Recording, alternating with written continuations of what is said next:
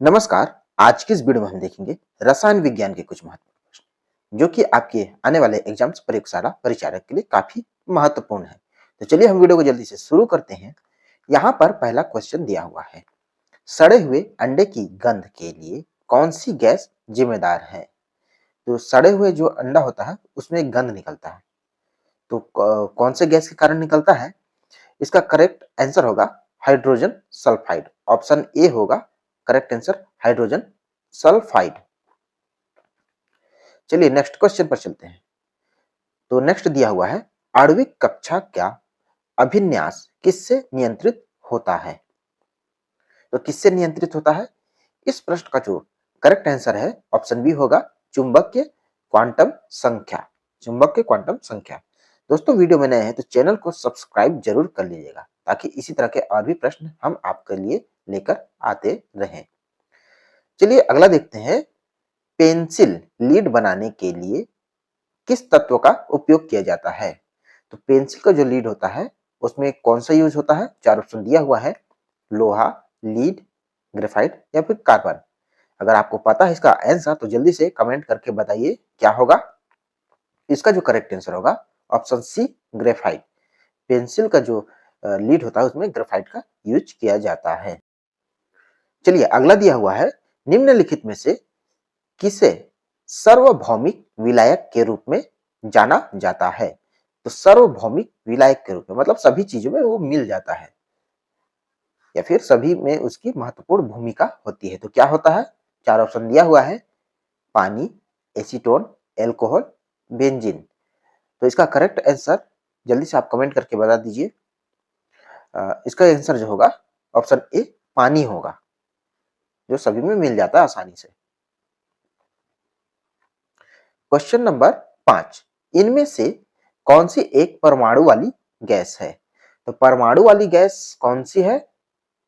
इसका correct answer होगा, कौन सी होगी?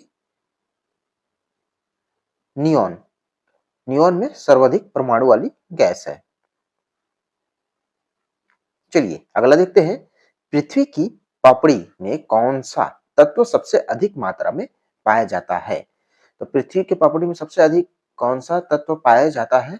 तो तत्व पाया जाता है ऑक्सीजन पाया जाता है। ऑप्शन डी होगा इसका करेक्ट आंसर, ऑक्सीजन।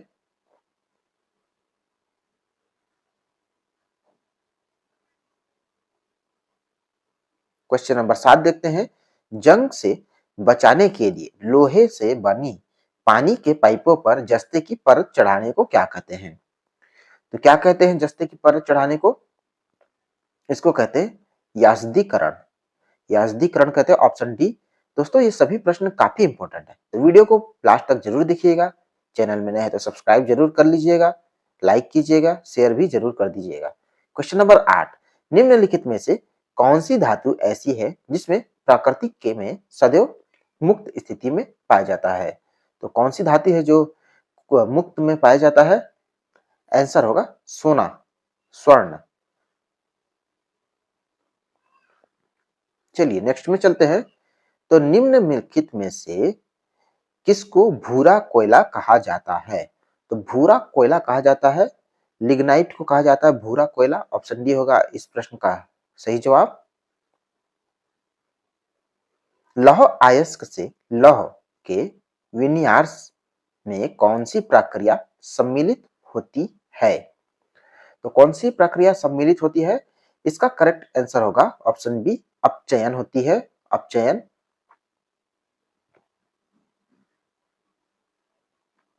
लोहे की जंग लगने के लिए किसकी आवश्यकता होती है? तो लोहे में जंग लगने के लिए इस प्रश्न का करेक्ट आंसर होगा ऑक्सीजन तथा जल। ऑक्सीजन तथा जल की आवश्यकता होती है। लोहे पे जंग लगना एक अभिक्रिया है जिसे ऑक्सीकरण अभिक्रिया कहते हैं। ऑप्शन बी होगा इसका करेक्ट आंसर। अगला है, जंग से बचाने के लिए लोहे से बने पानी के पाइपों पर जस्ते की परत चढ़ाने को क्या कहते हैं? तो क्या कहते हैं? इसको कहते हैं यास्दीकरण कहते हैं। अभी हमने बताया था यास्दीकरण। ऑप्शन डी होगा इसका करेक्ट आंसर। इस्पात या आयरन वस्तुओं में जिंक की पतली परत के लेपन का नाम क्या है? इस्पात या आयरन, इसका जो करेक्ट आंसर होगा ऑप्शन सी, यस्द लेपन, यस्द लेपन। चलिए नेक्स्ट देखते हैं, निम्नलिखित में से अधिक विद्युत चालकता वाली धातु कौन सी है? तो अधिक विद्युत चालकता वाली धातु कौन सी है? चांदी है अधिक विद्युत चालकता वाला।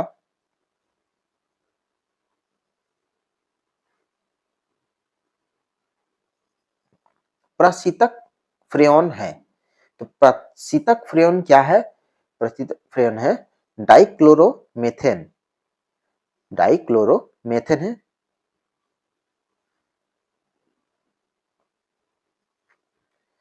निम्नलिखित में से कौन सी धातु स्वतंत्र अवस्था में पाई जाती है? तो स्वतंत्र अवस्था में पाई जाती है, अभी हमने बताया सोना जो है ये स्वतंत्र अवस्था में पाई जाती है। दोस्तों वीडियो अगर अच्छा लग रहा है तो लाइक जरूर करते चलिए ताकि हमें पता चले कि वीडियो आपको अच्छा लग रहा है। नेक्स्ट देखिए, निम्न में से कौन सा लौह अयस्क है? तो लौह अयस्क है मैग्नेटाइट, मैग्नेटाइट ऑप्शन भी हो जाएगा मैग्नेटाइट। अगला देखते हैं, वह धातु कौन सी है जो अपने ही ऑक्साइड की परत से सुरक्षित हो जाती है? तो कौन सी धातु है? ऑप्शन बी आयरन है, आयरन जो है अपने ही ऑक्साइड की परत से सुरक्षित हो जाती है।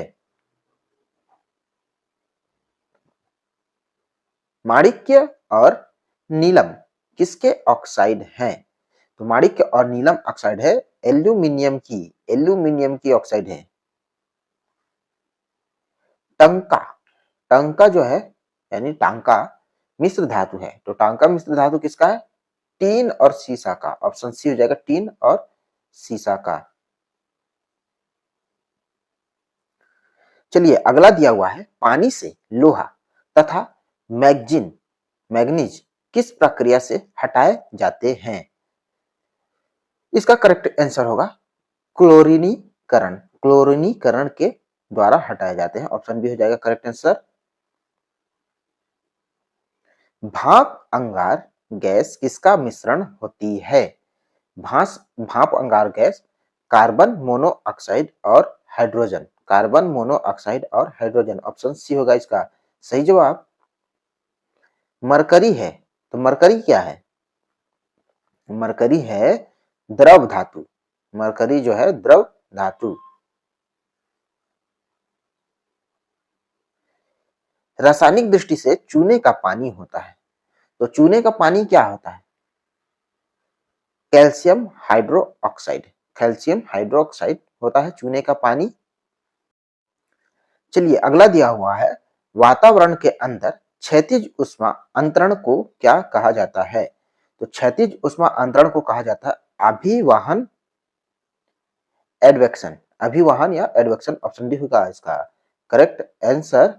चलिए अगला चलते हैं, निम्नलिखित में से कौन सी चीज मुख्यतः एलपीजी तरलीकृत पेट्रोलियम गैस में विद्यमान होता है?